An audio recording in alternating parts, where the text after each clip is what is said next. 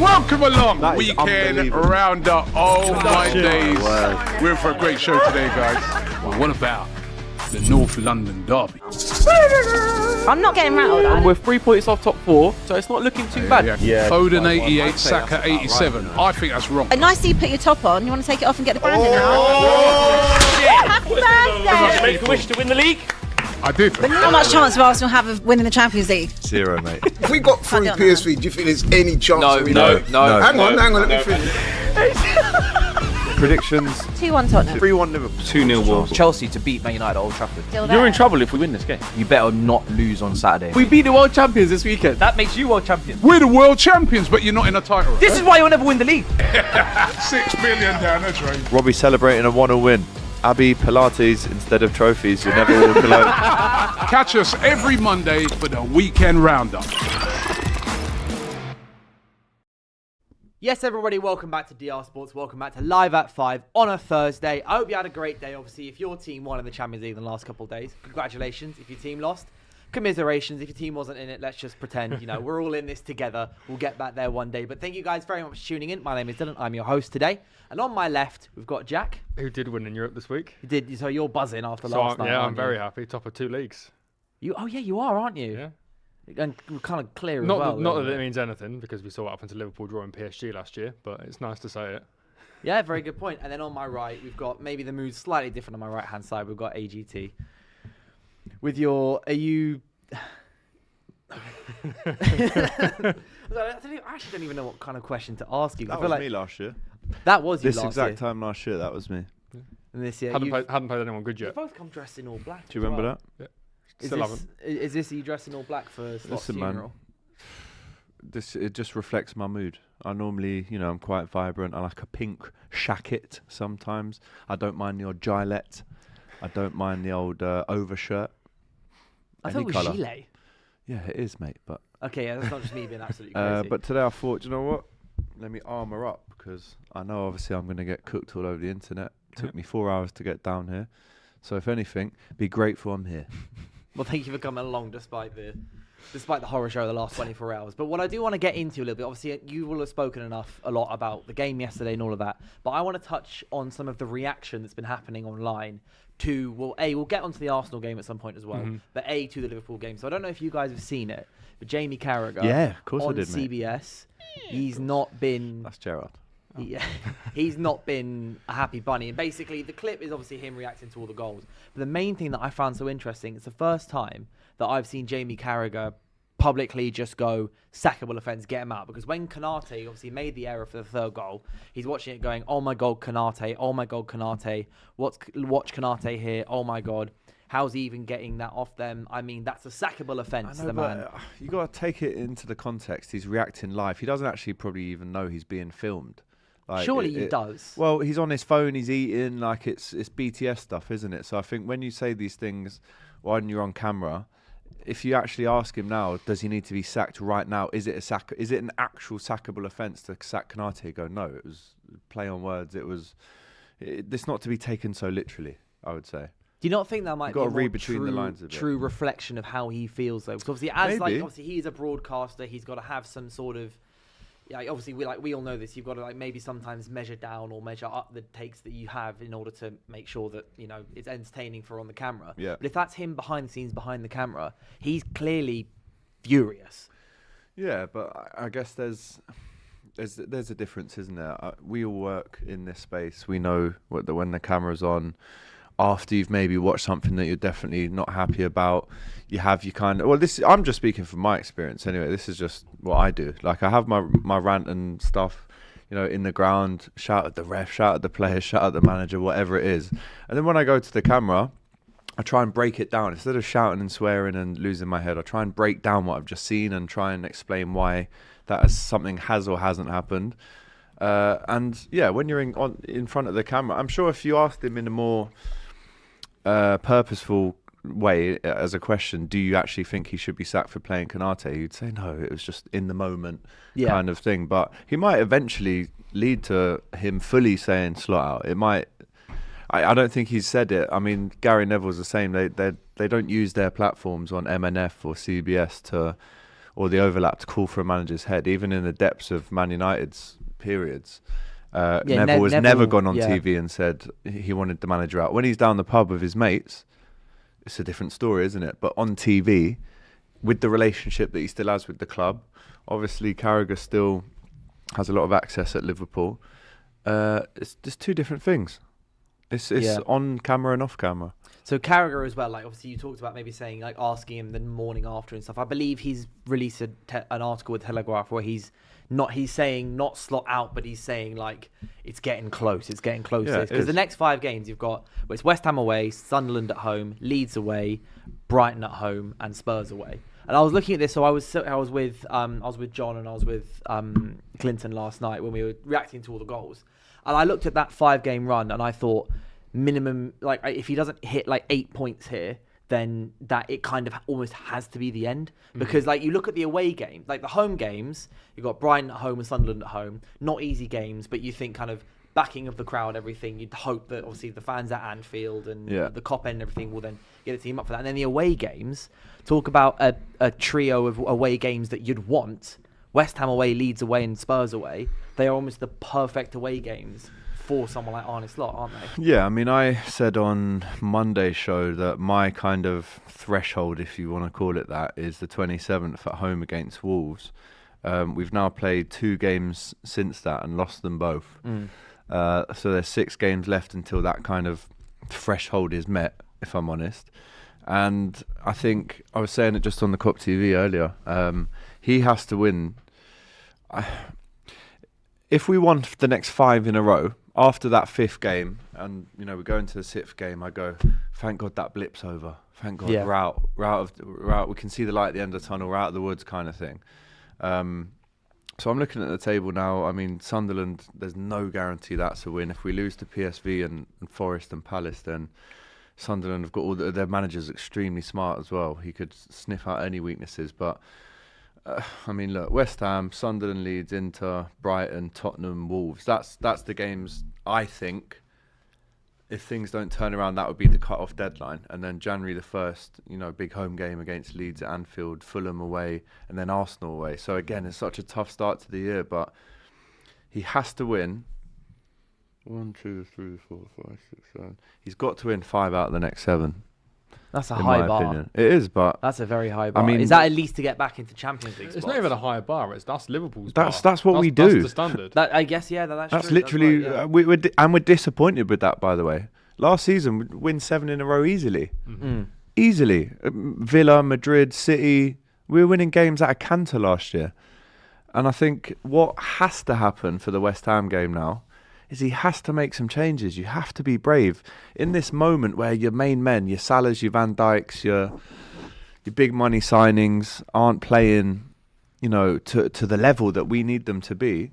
Be brave, pardon the pun, be bold, and drop bold. Salah. Put Chiesa. What is Chiesa at this stage? What do we have to lose? We've lost so many games now. Right, some new energy in, please. Joe Gomez at right back. I want to see Robertson back in. Alisson's back in. Flo Wirtz is maybe around for this game. I don't think Ekitike's injury was seriously. I want to see Rio. I'd love to see Chiesa. Yeah. I'd love to see Endo just to smash someone. Yeah. Because again, last night it was so soft. What it is as well is like he has to make changes. The players, I'm not gonna say they look comfortable because they clearly don't look comfortable. But like these are players that previously, in the last 18 months, for example, have had nailed on guarantee. You're starting every single weekend. You're starting every Premier League game, every Champions And do you know League who the key kind of highlighted player of that case? Konate. Yeah. We didn't get another centre back in the summer. i.e. Gahey. We got Leone, fair enough. The boys looks really good, but he's injured for the season.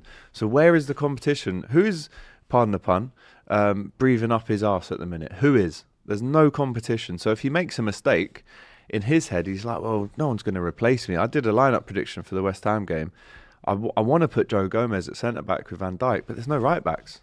So, Curtis Jones and Szoboszlai aren't right-backs. Bradley and Frimpong out injured. Put Joe Gomez at right back, and you have to play Konate now. But I'm glad he got sub last night. It's 2 games in a row where it's like even though there's no one on our bench to come on and replace He's you been hot. necessarily, mate, you're still coming off. Gravenberch can go back. We lose a bit of control in the midfield when he does drop into defence, and obviously we just chuck on 5 strikers and hope for the best. So Yeah. there has to be big changes in the personnel, in the energy, the connection of these players. I mean, sometimes, you know, in amongst all these losses, it would have been nice to look to the bench for a creative midfielder like Harvey Elliott.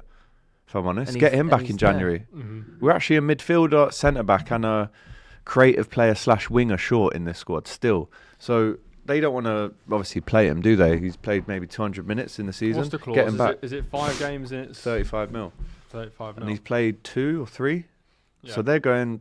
Don't really fancy him, and if we He's play not- him he's twice, He's not in the squads, is he? No. Either. No. No, he's not even on the bench, and that's what they got to do. I think sometimes you do have to go back to the players that understand what it means when you're in a bit of a crisis. Like Harvey's been there through the It's bad nowhere times near as as well much under of a crisis as it was at Arsenal back in the day. But I remember when it was like, okay, it's a disaster. People clearly aren't trying. So Smith Rowe, you're going to play. Saki, you're going to play, because at least you know what it means and you'll fight.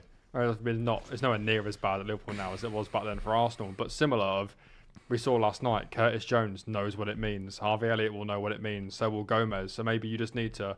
Even Chiesa to an Mate, even extent. Chiesa, when he came on last night, bang, he's winning a free kick. He's having a shot on target, a little step over, move it to the side, shot, deflected, corner, giving it that. He did more in that 20-minute cameo than any of the strikers last night. Ekitike had a couple of chances in the first half. He looked quite lively around the box, letting some shots off.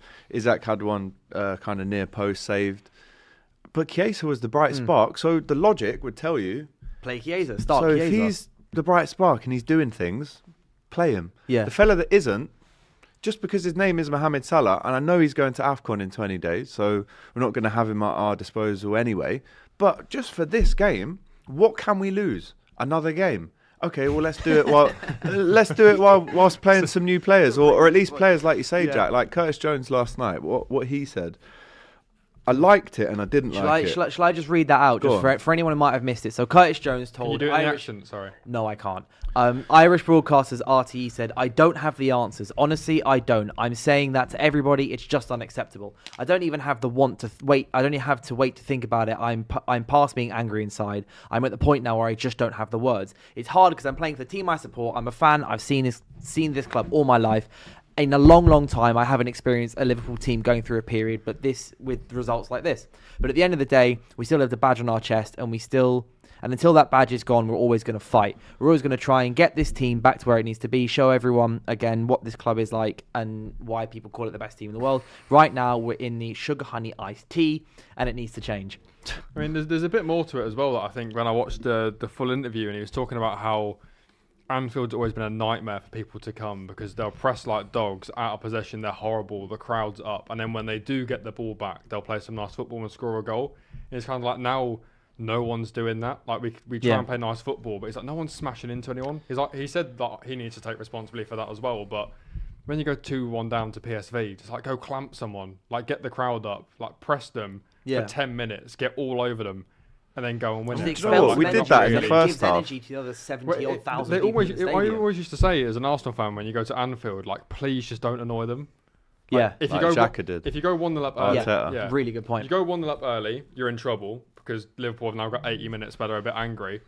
If you wait too late, they'll have a 10-minute period, so you're in trouble because they're probably going to score. And if you anger them, you're in trouble because they're probably going to score. Yeah. So, like, there was always going to be 15 minutes in a Liverpool game at Anfield. You've just got to weather some sort of storm and hope you come out alive. I mean, that wave never came in the Forest game. I think when they scored that pen, which we can talk about as well, it was laughable. But when they scored that, it didn't take us that long to get the equaliser. And actually, we were peppering the goal, but to no avail apart from the actual goal that we did score, which was, an open goal, basically. We didn't have to, obviously the shot on target, you deserve any kind of rebound that you can get, but we didn't create too much. And then, I like what Curtis has said in a way because, I've met Curtis on a few occasions and obviously he's a scouser. Obviously his best interests are the team.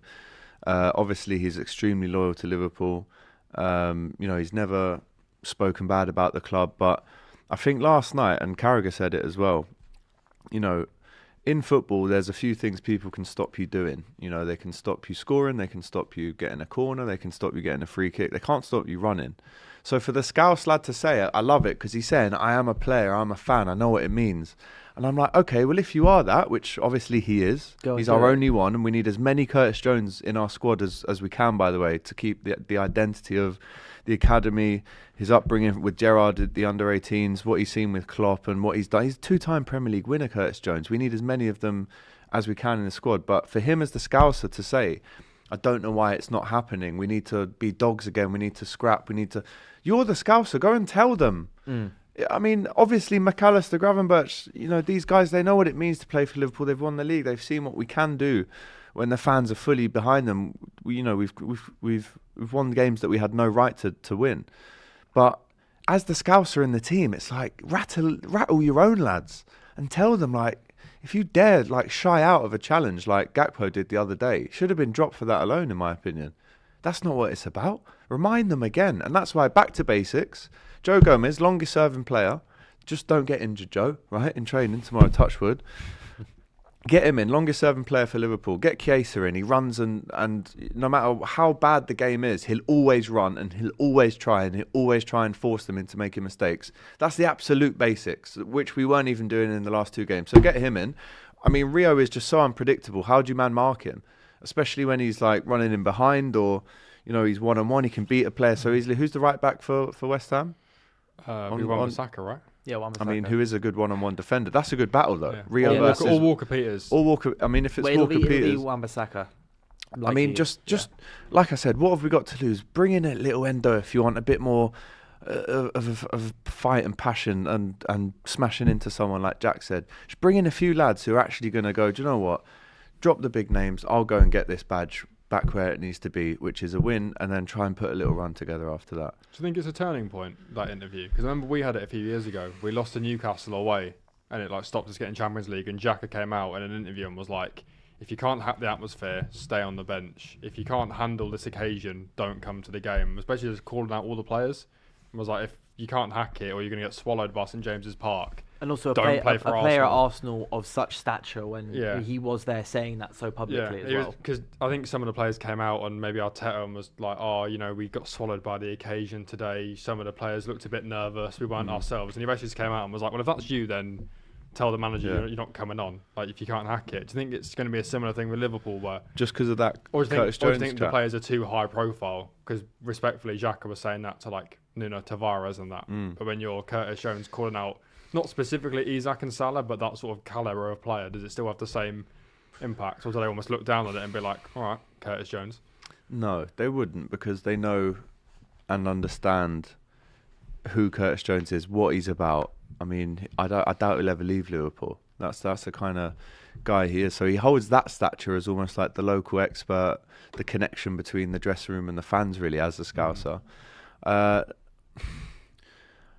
Listen, it's honest. I like honesty. He says we're in the SHIT exactly right what now, you need and we are. There's at no the moment, yeah. pussyfooting around it. Like, that is the truth. It's very harsh reality for us at the minute. There is signs of just disconnection all over the pitch. One thing, I mean, when you're at the game, you notice these things, right? No one would have seen this on TV. But again, something about Konate. So I was like, I was 20 rows behind the goal, so I had a great kind of vantage point. I'm either really close to the floor or really high up. This time I was like right in the middle. So I was like, right, looking forward to having this view of what I'm seeing here tonight. We get a corner, pushing for a goal. I think we're 2-1 down. And I mean, Cody Gakpo at 6'4" should not be taking corners. Mohamed Salah should not be taking corners. Dominic Szoboszlai or McAllister or even Robertson should be taking corners, right? So we get this corner. I think Szoboszlai wins it. He runs over to the corner flag with the ball. Naturally, we need a goal, so there's a bit of panic. The centre-backs are arriving into the box to attack the cop end, Virgil and Konate. Konate goes like this and points over to Szoboszlai and says, you take it. And then Virgil kind of looks over and points to Mo, as if like Mo's having it. So Szoboszlai throws the ball. And I look back at Konate and he's gone like that, as if to say like, you know, I don't want Mo Salah taking that corner. And actually, in fairness, I agree with him. I think Szoboszlai with the outswinger causes a little bit more danger. Salah's corners yesterday were very floaty, back stick. I mean, you can try and get up for it, but it's too high. How many headers? You we also put over the want bar the corner to be yesterday? whipped in as quickly You as want it possible to whipped? give them no time to set. I mean, Szoboszlai took the free kick against Arsenal. He took the corner for Van Dijk's header in the last minute against Atletico. Why are we not having him as our cleanest striker of the ball? Why is he not on set pieces? It baffles me. But it was interesting. When you're that close, you see little signs of discontent and shakings of the head and arms going up like that. And I definitely felt like there was something between Konate What and is the Salah atmosphere like at Anfield at the minute? Like when a goal goes in, is it a bit Yeah, like, it's- or no. is it still like Still loud massive. the minute you concede? It's Look, loud. I dare anyone to come and sit next to me in the COP, right, where I sit in various places, and say that the atmosphere is quiet or it's non-existent. But Like, is it anger, frustration? oh, it's everything. But that actually makes for sometimes a good atmosphere. If you're angry at the game and It just you gets get you a emotionally penalty and you invested at the score, very least. that Yeah. anger you just had has now been channeled into euphoria. So, listen, it wasn't the best atmosphere last night. Of course it wasn't. Of course. And their fans were fantastic, brilliant, as they travel really well. I mean, I was singing We Love You Liverpool, We Do, as I'm walking out. Many of us on the concourse are singing that.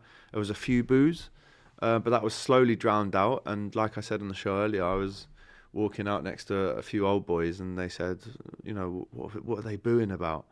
And there were some fans leaving early. And do you know what? For the first time in my Liverpool life of going the game for 20 years, I don't blame them.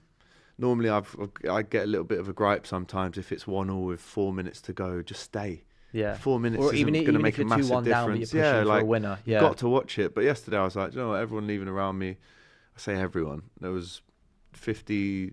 I would say there was maybe 20% had left the ground by the 89th minute. And at that point, I was like, fair play. I don't blame them. Because it's not 2-1, it's 4-1. Yeah, as well. That's yeah. just like, But yeah. I stayed right up until the whistle just to kind of see what the reaction would be. And the initial boos were definitely kind of drowned out by people singing for Liverpool. And obviously, when you're walking out the ground, you hear all kinds of stuff. I mean, you've walked out of grounds before where you hear... I remember, you know, being a 15-year-old going to Fulham away with my cousin. I was a massive Rafa Benitez fan. He'd given me the best night of my life in 05. And I remember coming out and we just lost 3-1. Degen and Carragher both got sent off. It was like October. It was around this time, October, the end of October. Lost 3-1. And I remember coming out and I'm hearing an old boy who's been going the game decades say he's got to go. That fat Spanish waiter has got to go. And when you're young, you kind of hear these things and you think, oh, that must be the right thing if an older person's saying it. But I don't think there was a massive kind of outpouring coming out the concourses of people saying slot out. I didn't hear that. Well, And generally I'm in as the well, heart it's of it in the always Kop. match going fans hold on the longer than anyone because they're the ones at the games. They see, as you said, they see things that people on TV don't see. They're like, so people on TV won't. That's like both the bad and the good. But Do you remember that? Sorry, just to cut you. Yeah, that go on. refereeing decision last night. Van Dijk obviously knows he needs to make up for his poor performance. Wins the ball like left hand side halfway line. Gets like it's almost as if he's like a young Ryan Giggs, like running down the left wing. And then there's a player coming to him and he just bodies him and he bounces off, shoulders him, and he takes the ball and he's going into the box and the ref blows up for a foul. I was like, what? The game is gone. Momentum killer as well. That kind of Game thing is as well. 'Cause gone. If you've got your centre back, But when has down shoulder right, to shoulder ever been a foul? Never. It shouldn't be. It's a semi-contact sport. It's not a no-contact sport. But I do want to read out one comment from here because I disagree with it. Is pinning your hope on Chiesa, Joe Gomez and Young Rowe is not the right way. First slot doesn't rate them that highly. Our champions and senior players need to step up. I disagree But hang with on, that. we've been hanging our hopes on the Yeah. reliable names, the This is- superstars so that have Didn't- got us to didn't this Joe place Gomez in a start year. Champions League final? Did he start or did he come on? It would have been Matip, wouldn't it? Most Matip likely. got one assist for Yeah. Liverpool and it was Did in Gomez the play final. in that? Gomez would have Wouldn't been have on the started. bench. So, But Champions bro, in League, Premier League. 18-19, I think we conceded 23 odd goals across the whole season, and it was Joe Gomez and Van Dijk. So the only question mark is injuries. I think I'd rather Gomez as a centre back than a right back. Who have West Ham got on that left hand side? Somerville can be a tricky player, and obviously Paqueta drifts in and out. But I just think, like I said, man, you go back to basics for this one. Yeah. You have to. But I do think, in terms of like what that comment says there is, I disagree because when you're in a rut like that, you don't want to like have to rely on Salah and co because they're the ones that with all due respect, have kind of got you into the mess by not playing well. So you want players who are hungry, who want to prove themselves. So someone like Chiesa has been knocking on that door for. I mean, you've been saying it for months about starting, giving Chiesa a game. They've padlocked the door. Yeah, but that's what I mean. How yeah. long have I been talking about Chiesa? You've been saying start Chiesa for Have you still got months the and Endo months. t-shirt on? Yeah, there you go. I mean, this is my boy right here. I do think that like when you're in this situation, Did you actually know I had that on? Yeah, I saw you take Oh, a selfie of it earlier. But it's like I see the situation as you want someone who has wants to play well, even if it's for themselves, so they can start another game. That's better than the players who are just so happy. Like not necessarily, I'm not saying they're happy to be in what but they know they're starting every week. So like Konate, if they got a bad performance, Konate might be thinking, but it's fine, I'll still start. But I do think with Liverpool on the pitch, I think so many of the systematic issues start with your wide, just you being so ineffective out wide. So narrow. It's so narrow. Isak, last night, we basically operate within the 18-yard, width of the 18-yard which I find mad. You've got, Luis Diaz and Mo Salah last season would start on the touchlines, and their kind of pincer technique was they get to this stage, they drag you in, they pass it out to Trent or Robbo, they cut it back, and we score a goal. Yeah. The narrowness last night was unbelievable. When Gakpo gets the ball out wide, touch, inside, Kirkes makes the overlap, drops the shoulder, cuts in, shoots, blocked. Cuts in, shoots, cross goes out. Mo Salah as well didn't really once use... I'm not saying that Curtis Jones was constantly bombing up and being a bit, taking a risk and trying to be found in those wide and high areas, but there was just no overlapping. It's like we were allergic to the overlap. Or even it was two things. Either the overlapping run is made and ignored, or the overlapping run isn't made when it should be, and then they're both problems. It's big miscommunication. So I don't know. I don't understand, because we're not going to score goals. Isak and Ekitike are not going to score goals if Salah and Gakpo cut in every time. Yeah. Surely you want the ball, the almost the pre-assist to be a pass, kind of diagonal across the box, which is whipped back, and it's like how many of them does Haaland score?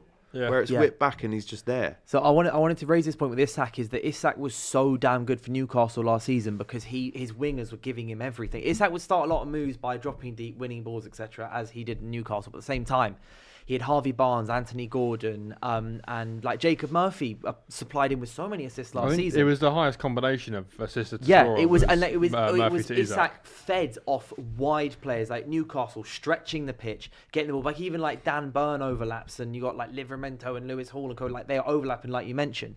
So what Liverpool then do by playing narrow, as you say, is you stifle your £130 million striker or your £75 million striker, and then the players who are stifling them then can't score themselves. Yeah. So you're like Liverpool then get rid of 80% of the goals that they could otherwise score. It's interesting that you say that, right? Because if you go back to last season, I know he clearly had to go, right? And I'm not saying that we need him back over what we've got, but last season the most effective combination was Núñez and Salah. Mm-hmm. So Núñez would make these underlapping runs when Salah's got it out wide. Do you remember the goal at Arsenal last season, Trent right? Whips it Trent plays Núñez, that ball to Núñez. It's actually meant for Salah, the pass. Salah goes, actually, he's quicker than me. He'll do the dirty work. I'll be in the box and arrive and score. In the derby last season as well, we broke away and scored the exact same goal where Núñez, and that was kind of, it was narrow, that relationship, because Núñez was an out-and-out number 9. But I look at the connections that our wide players have at the minute with the strikers, and they're just non-existent, man. Well, I saw something on social media. I made a video on it the other day.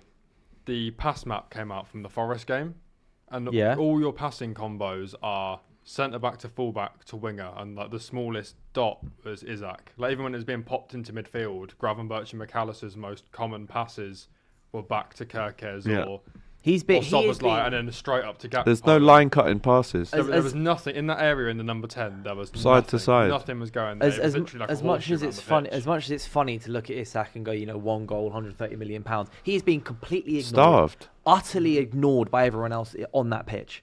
I don't know if it's because they're in a bit of a panic where they're like, we need to score, so I'm just going to try and score a goal, rather than being calmer, being more collected. But also, a lot of the times, Dylan, he's been on the pitch is we're 2 or 3-0 or we're chasing the game, we need a goal. So how many minutes has he had where he's the sole number 9 before the likes of Ekitike get thrown on with him before Chiesa are thrown on with him when we're desperate to score a goal. He can't gather rhythm and connection in desperation settings where F it, we'll just put 5 strikers on. Yeah. Like, he needs to be the main guy. And if it's not him or he's out of form, then Ekitike needs to be the main guy.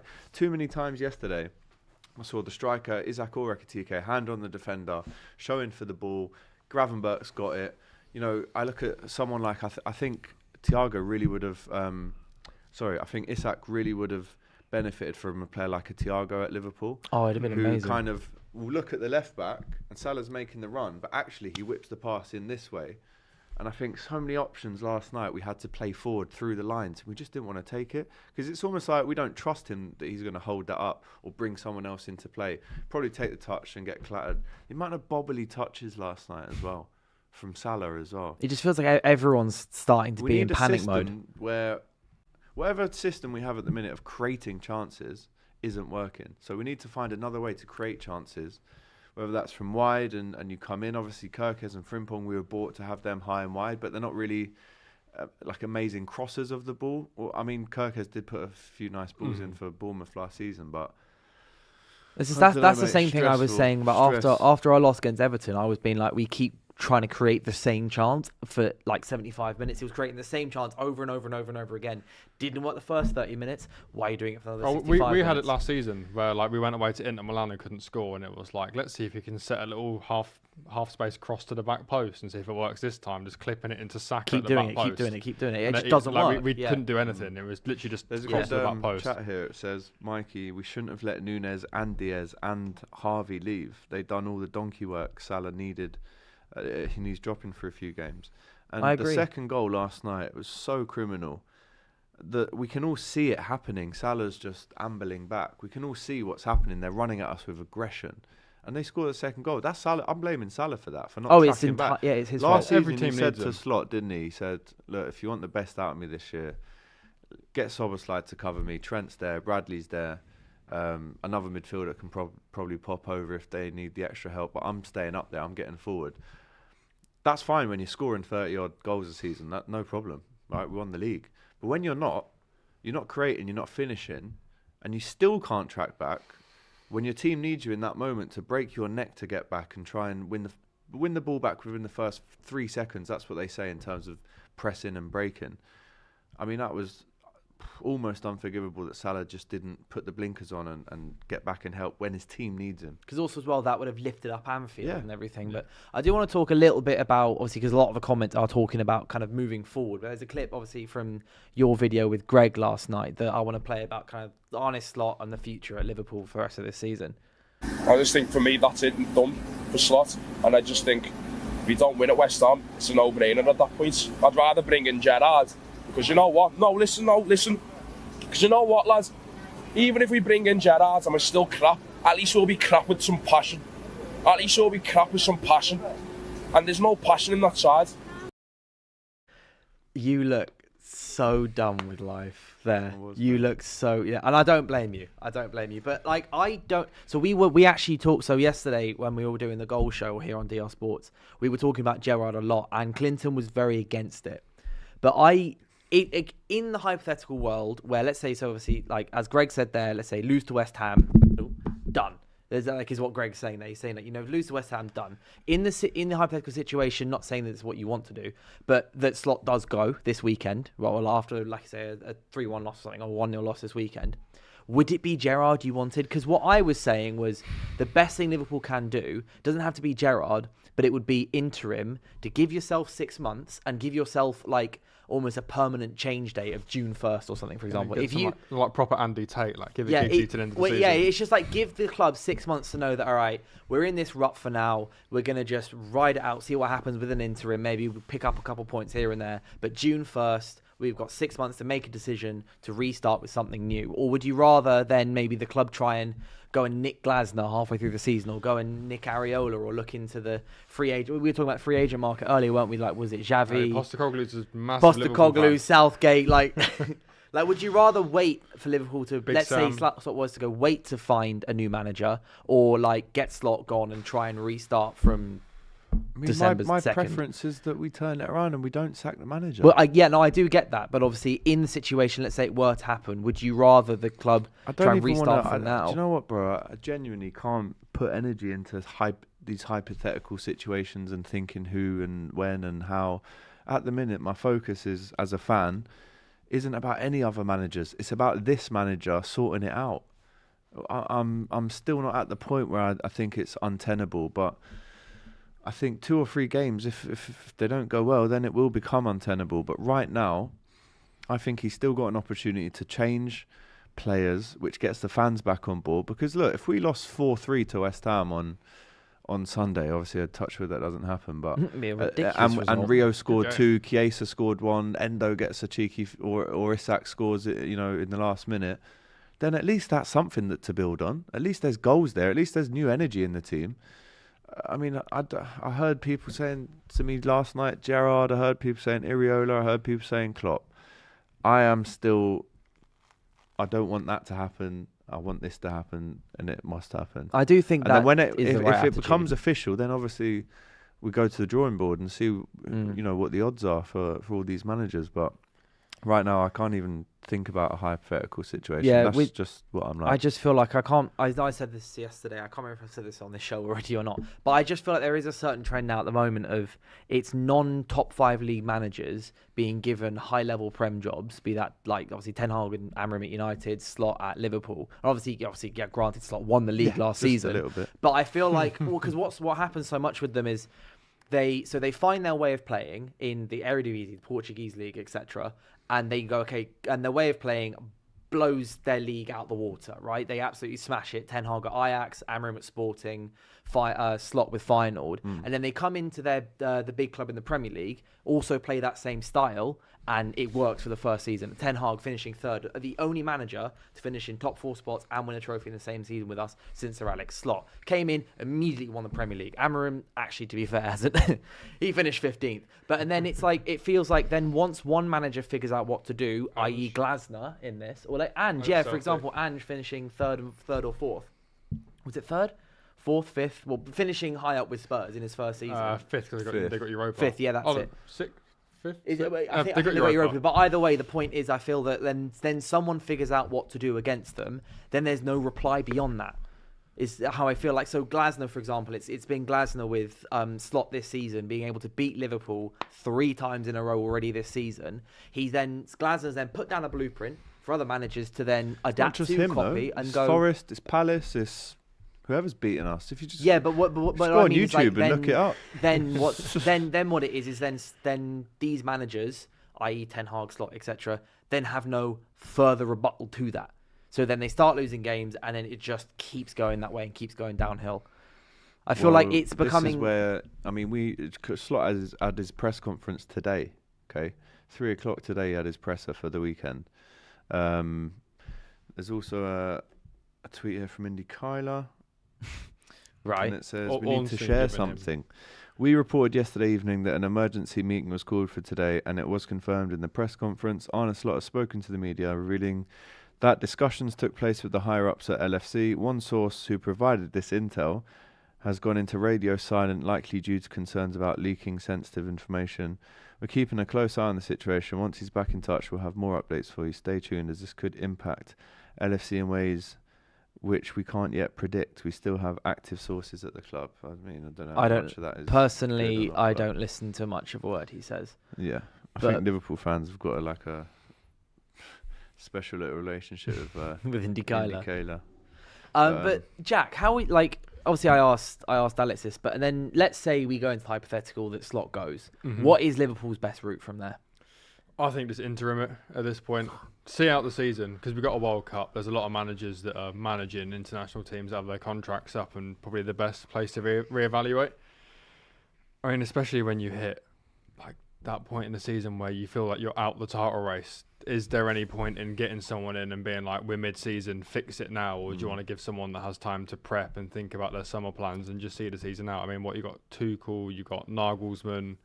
But then again, if they're coming in after the World Cup, do you remember what happened with Lopetegui? Mm-hmm. But he was at Spain and agreed to join Madrid, and so Spain kicked him out before the World Cup starts. So also there is a potential that if you do go get a World Cup manager, unless you can keep that really on the DL and then absolutely no one knows, then planning is going to start a bit later. Yeah, I think it depends on the contract. Like, I think people know that. Like, it's fairly common knowledge that Tuchel's not going to do more than one if he doesn't win. I think it's the same with Nagelsmann. He said, like, I'm going back into club management, but I couldn't turn down Germany. So I see that. But I mean, someone in the chat has said Slot's gone. It's very worth shouting out. They're actually streaming on Facebook as well today, which is good. So we're getting some more on Facebook, some more comments in. Yes, yeah, on we're on Samsung Facebook, TV as well. Samsung TV, Samsung, Facebook, YouTube. DR Sports, we're taking over everywhere. We're semi-global. Keep your eyes peeled on Do you know what? I can't get off Samsung Instagram. TV at the minute. I'm watching the Osbournes every night. I need to. Some of the shows on there are unbelievable. It's better than Sky. Honestly, me and Tegan, we're big fans of Samsung TV. So if you've got any big TVs knocking about and you want us to enjoy it even more, then yeah, that'd be great. And a bracket as well. But they said yes, Slot's out. But I think that's Liverpool fans online. Difference between online and match going. Yeah, I mean, the guy's name is @slotout1234. So I think there's a slight level of bias towards this one. Official club source. I'm not Official sure. club source 1234. But obviously we spent a lot of time talking about Liverpool. I do also want to touch on what's going on this weekend because Matisse and Robbie, obviously it's Arsenal versus Chelsea at the Bridge after both teams had. Well, you can't really describe anything else other than stunning results on the weekend. 3-0 against Barcelona, where Chelsea had the ball 6 times. They had the ball in the net 6 times. Arsenal, obviously, beating Bayern Munich, coming back after, obviously, they scored, bit wobbly, but then second half, nailed it, comments, all of that. But there's a clip today from the show, obviously, that you were on the weekend round. Kicked off, preview. mate. It kicked off big we time. got a little clip here between Robbie and Matisse. You know what my prediction is, Robbie? I spoke to you before this. So he's gonna. Of course we're gonna beat you, bro. Right, I'm backing my team to beat you, bro. We're here to save the world, bro. We're here to save the world. Sanchez on. We haven't lost at Stamford Bridge for a long time, and we're better than Barcelona, right? So if don't get carried away, you are better than Tottenham, right? But you're not better than Bayern. Well, you know. I don't think you're better than Bayern. Are you gonna win? Right? Are you gonna win this game? I think we can, yeah. Listen, I think we've got a great record at Stamford Bridge. Okay. Right? I think we're playing really, really well at the moment. I think Arsenal have got answers to many different issues. You see, I think Robbie's not backing Arsenal enough here. He's like, I think we can win. I think we can. I think Matisse is right. I think not necessarily saying Matisse is right in the confidence he has that Chelsea are going to beat Arsenal, but I do think there's a certain level of I think Robbie needs in that clip. Maybe he did others, but I've not seen the rest of it. Oh mate, that was the start of it. More. You should have seen the end of that clip. It was almost resorted to fisticuffs at one stage. I had to, But I mean, we walked out after the shoot. I don't know if you'll see it in behind the scenes, but some of the debates happened on the stairs. Yeah, on the stairs. Esteval better than Saka. Robbie said this. Eze versus Palmer. Robbie said this with chest as well. He goes, Eze's better than Palmer. And then Lee Judges said, no, he's not. Don't be silly. Even Lee Judges said that. And then someone else said, Max Dowman's got more natural ability than Saka. I'm gonna have to. True? I'm gonna have to. With the Palmer He's been one. waiting for that. I've been waiting to do that for like 40 minutes. I love this new little thing. But no, Palmer is clear of Eze. Yeah. Completely. Yes. I think even you would agree with that, isn't it? Yeah. Palmer, I feel like so Palmer there's stops Robbie with- Lyle for you when the cameras go off. Just in case you wanted. But because I do want to also bring up what I don't know if you've seen what Kimmich said yesterday after the Arsenal game. So for those of you who might have missed it, obviously there's been because the debate with the game yesterday was is it the two best teams in world football at the moment going head to head? Because Bayern Munich's incredible attack versus there was no Arsenal's. goal music from them yesterday. No Yabba really dabba no goal doos. music was there. It was like unstoppable force versus immovable object, defense attack, all of that. So after the game, basically Kimmich was asked, what was the tougher game? Are Arsenal the best team you faced? And he went, I think PSG was the toughest game, especially the way they play football. Arsenal is completely different. They rely on set pieces. They love to play the long balls. They love to fight for the second balls. It was a completely different game. Against PSG, it was more of a football game. Today, it was not so much about football. It was about game management. It was more about the duels. Arsenal did really well tonight. Their win was deserved, but we have to learn from this game. I think he's just being salty. Yeah, I mean, the minute there is a lot of truth in it. Yeah, though. but I mean, the minute I saw it, I thought, let me look into the stats. I mean, Bayern attempted more long balls than Arsenal, and their only goal came from a long ball, and we scored from one set piece and then two very nice goals. But do they do that in the Bundesliga? I mean, Kimmich was long just ball quarterback stuff? hitting it to Elise and Gnabry all game. That's all they were doing. But also, like, if they don't play like that in the Bundesliga and it is more tiki-taka, if you want to call it that, then maybe they're kind of trying to play you at. You have to adapt in every game, so maybe they're just trying to play you at your own game. I think the English game has become so much more physical, and you're seeing it when we're playing teams in Europe. Like you're watching Arsenal like wipe the floor with Atletico, you're beating Real Madrid, Chelsea beating Barcelona. Like, I think last season we swept up against both Sociedad and the Prem's evolved to be so physical and reliant on duels and running and sort of winning the ball back quickly. The other leagues haven't quite evolved into that yet. So when they do come up against English teams, they've never seen it before. I've been shocked at even Atletico. The level of Spanish teams against English teams in last year. I remember 6-7 years ago, every time we got drawn against a Spanish team, 7 or 8 years ago, just drawn against a Spanish team, I was like, well, it's done. Like, no matter who we play, it's a Spanish team. We draw against Sevilla again. There was a record for you, wasn't it? It was like your last 8 Champions League exits or like European exits. Yeah, had all been Spanish teams. It was like Villarreal. Yeah, it was nuts. And then now, Sevilla. We wipe the floor with Spanish teams after finishing 15th. You're wiping the floor with Atletico Madrid. You're beating Real Madrid despite and Atletico. And Atletico. So yeah, like despite the up and down form, Chelsea made Barcelona look a bit like a pub team. Yamal, I have not seen a man more silent in a game. Cucurella was spotless pretty much in that match.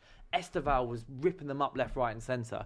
I think I cannot agree with Kimmich, and also I think Matisse might be doing it for the content, but I think he should be a little more worried than he currently is. I don't know how you see the game, Alex, but I mean, it's going to be I hope it's some spectacle. I hope it isn't a boring 1-1. I mean, I almost at this stage don't have a dog in the fight, so I just want to see a good old-fashioned scrap. It doesn't even have to be fair. It can be dirty. There can be red cards. There can be cheating. I don't care. I just want to see a bit of drama, because the way these two were going on in between me, might I add, this morning or this afternoon, I mean, I understand Matisse's viewpoint of, I'm backing my team to come and beat you. Why believe if you can't believe you're going to win? Yes, we will beat you 2-1. That's what he said. And Robbie's like, oh, okay, well, I think we'll win. And then he's almost like questioning why Matisse has this belief that he can beat the mighty Arsenal. And it's like, well, why wouldn't I have believed that? So I think, Chelsea have just beaten Barcelona. Arsenal have beaten Bayern Munich. Brilliant. But Arsenal, I think, should edge it. But that midfield battle for me, Zubimendi up against Caicedo, Enzo up against Rice, that's going to be some duel. And if Chelsea win, by the way, the amount of smoke and chest and whatnot that was coming from these two, if Chelsea beat Arsenal, Robbie's got some serious explaining to do.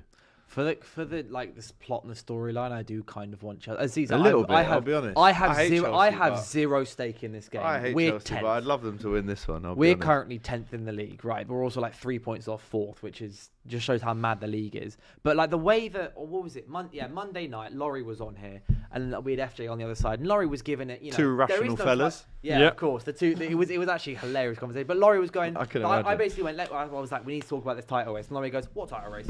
I saw that. There isn't one. And I was like, he's gone. He's gone early. That was me last year. He's gone very early. That was me this time last year, wasn't it? Well, maybe not. Actually, it was November, wasn't it? I said December 1st we'll win the league, but he's gone. He has gone early. He's gone early. He's gone early. Very early. Because I then posed the points to him. I was like, if you win the league, they remember that and they go, you're the first one. All the Liverpool creators, when we won the league, said, yeah, to be fair, you were the first one to say it. And I was like, I know, and we did.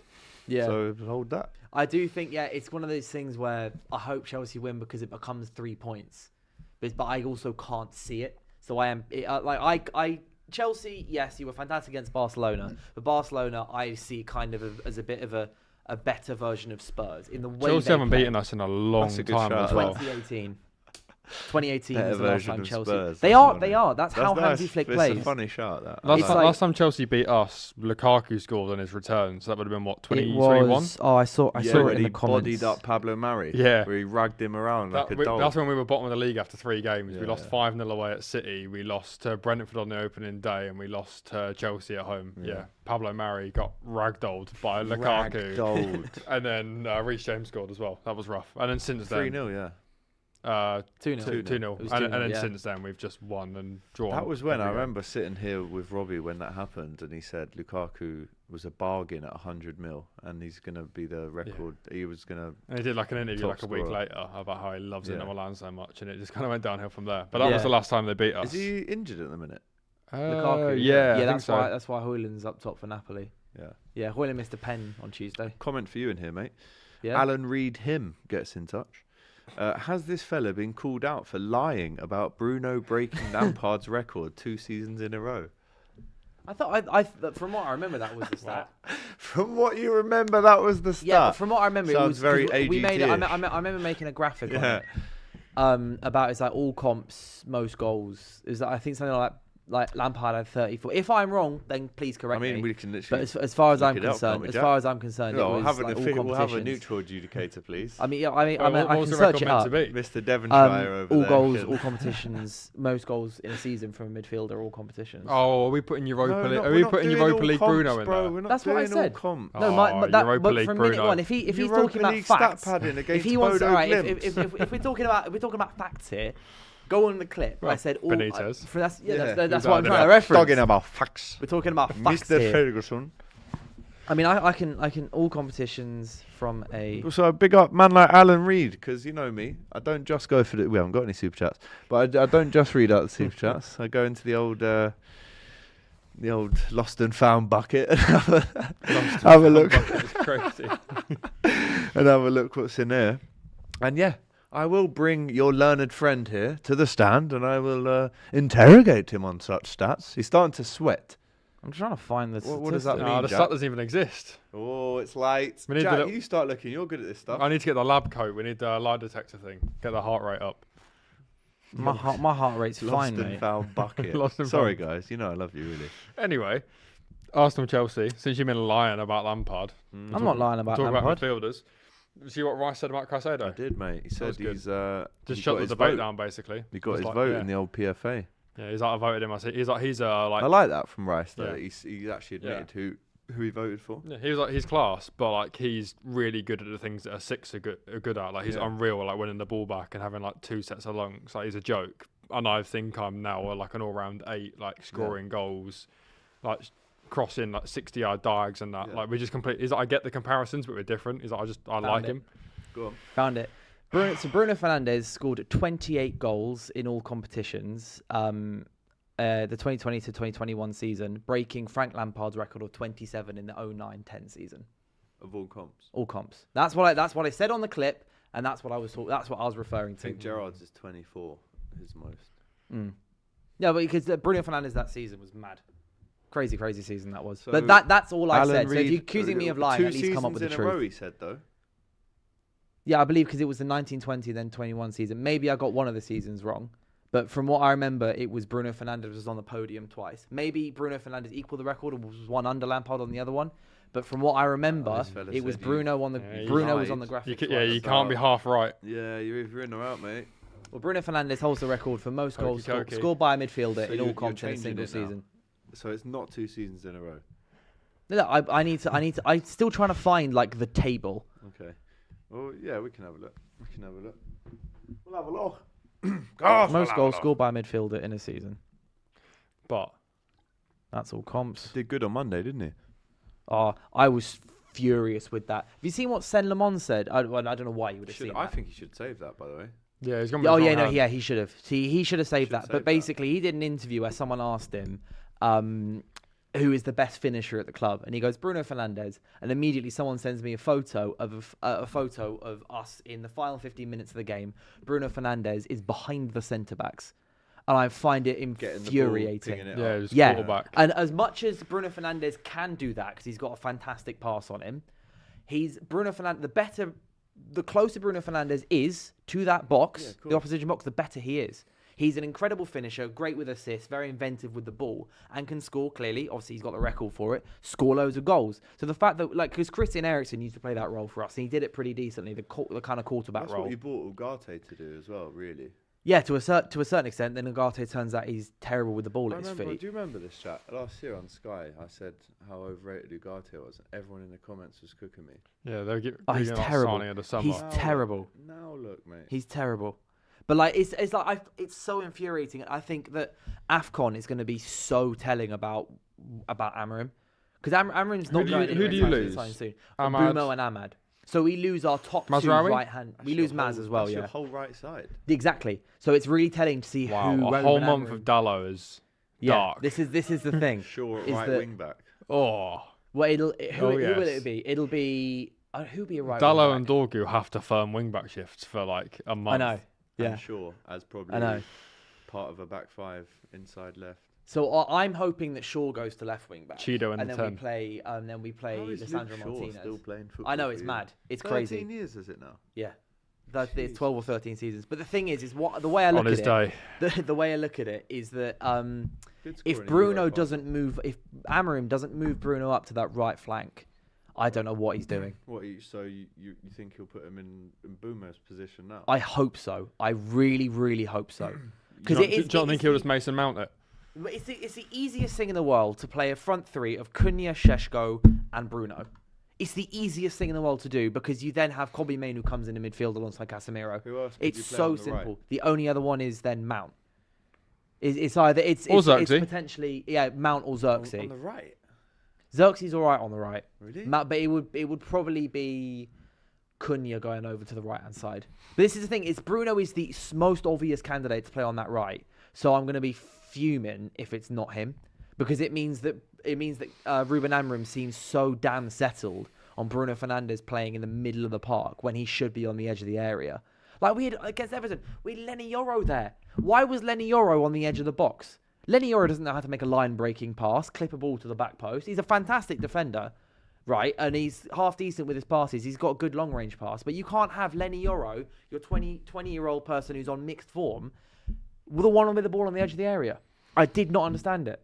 No. And then you got Luke Shaw, who, yes, he's got all his stuff surrounding Luke Shaw, injuries, inconsistency. But end of the day, he's got a solid whip on him. His left foot is still, like, no matter what, Luke Shaw's left foot is still fantastic. I saw Gary Neville talking about it as well. So why is he standing, like, 25 yards from the box when we've got 6'4" Xerxes waiting for a header? Yeah, and I think Neville was talking about it. When you're against 10 men and they're going to pack the box, you need people that can have a good delivery. But then you took off Dorgu, who's a natural left footer, and put on a right footer. So everything on that side had to then come inside and just get into that cluster of Tarkowski and whatever, when surely you want to be spreading the pitch as wide as possible. Yeah, just to try and occupy players. But they did the complete opposite. They had 10 men, but we kept 3 centre-backs on, meaning that actually the battle in their box didn't change. It was still man for man. They still had their 4 centre-backs against our 3 attackers. Respectfully, Barry does not need to be marshalled by 2 centre-backs. No. Like, 3, it was not even 2. 3. Barry and Beto do not need 3 centre-backs when they don't even want to score. Everton could not care less about scoring. They couldn't if and they we tried. Put 3 centre-backs at the back. It's what I find mad. Because when Ruben Amorim gets it right, he gets it very right. A la the win against Liverpool, for example. Like, the way he set that up was nigh on perfect. His subs were but when perfect. he doesn't get it right, he gets it so horribly wrong. And then you lose. Everton become the first team in Premier League history to win at Old Trafford with 10 men. So where are we with the Storm? The Storm? Is the Storm still coming? Are you in the eye of the storm? Are you on your way out of the storm? I do think we are kind of on the cusp of the Storm potentially weathering down, but there's a bit of an awkward Western front that could be creeping up on us. Light drizzle. Yeah, it's not light drizzle. It's heavy drizzle. There might the rainstorm may have passed, but there may be a snowstorm coming. Oh dear. Okay. This is what I'm saying. Well, he didn't mention that in his first weather forecast. He did. In his first weather forecast, the Ruben Amorim Weather.com got that one very wrong. But ultimately, also we have a great run coming up. Like, you know how we talk about Liverpool having a very favourable run coming up that can maybe help save slot. Still got the same with us. We do not. We have a very title deciding run. Good. Who's your run? Up. So we've got Chelsea away, Brentford at home, Villa away, I think Everton away, and then back to Villa at home. Well, so there's Wolves in there as well. So you've got Club Brugge in the Champions League in that time away as and well. then Crystal Wolves Palace at in the home, Carabao Everton away, and then Brighton at home. Yeah, that's a tough run. Like Chelsea away, Brentford at home, Villa away is a tough run. But That's a good Aston Villa side, by the way. All of a sudden. People were compounding that with like Spurs, then Bayern, then Chelsea. So if we get Chelsea out of the way, then we've managed to do Spurs, Bayern, Chelsea in a week. Rest of the run, like the rest of your year, that's the hardest. Yeah. If in 8 days you can do Spurs, Bayern, Chelsea, and win all 3, then you'd like to think you can hack the other ones, but. So you've got Everton away and then Brighton at home with Crystal Palace quarterfinals sandwiched in between that. Yeah. Are you looking at that Crystal Palace game as would you not mind it if you lost, or do you want to go full strength in that game? Got to win a trophy. Got to win a trophy, you think? Arsenal are debatably the best team in the world right now, but Arsenal are also not in a position, given the past 5 years, to pass up on a trophy for the sake of prioritising other ones. We've just got to get one on the board. And I mean, they've got... The reason that game's been moved is because they've got Conference League at the same time. So they're equally sort of in the mud with fixtures. So, I mean, if we go weak, they'll go weak, so... I think if you win the Carabao Cup, you win the league. Yeah, get that easily. I mean, your odds on to win the league anyway, but I think you win that Carabao Cup. Don't bottle this. It's kind of almost done. Please. 4th season in a row of coming second. Please just don't bottle it. I mean, I'm just here to take any joy that I can get. I take right now. Yeah. But regardless, thank you both so much for coming on. It's been a pleasure as always. Alex, I'm hoping you have maybe a little bit of a better weekend. Even though actually you're like level on points with us, I think. So if you want to lose again, feel free. You're below Everton and United. Yeah, that's crazy. Yeah, but Jack, obviously Chelsea game. I hope you lose, but I'm hoping for an entertaining game. Like as Alex said, I'm hoping at least for an entertaining game that I can sit and enjoy after we get pumped by Palace at midday on Sunday. But thank you guys so much for watching as always. Get your likes and comments in. What do you think about what we've said? Who do you think is going to win on the weekend as well? But I'll be back here 5 p.m, 5 to 6 p.m. to preview all of the weekend's games at Live at 5. So I'll see you there. Big up Samsung TV. Welcome along, weekend roundup. Oh my days. We're in for a great show today, guys. Well, what about the North London derby? I'm not getting rattled. And we're 3 points off top 4, so it's not looking too bad. Yeah. Foden 88, Saka 87. I think that's wrong. A nice you put your top on. You want to take it off and get the branding out? Happy birthday! Make a wish to win the league. I did. How much chance of Arsenal have of winning the Champions League? 0, mate. If we got 3 PSV, do you think there's any chance? No. Hang on, let me finish. Predictions. 2-1 Tottenham. 3-1 Liverpool. 2-0 Wolves. Chelsea to beat Man United at Old Trafford. You're in trouble if we win this game. You better not lose on Saturday. We beat the world champions this weekend. That makes you world champion. We're the world champions, but you're not in a title race. This is why you'll never win the league. 6 billion down the drain. Robbie celebrating a 1-0 win. Abby Pilates instead of trophies. You never walk alone. Catch us every Monday for the weekend roundup.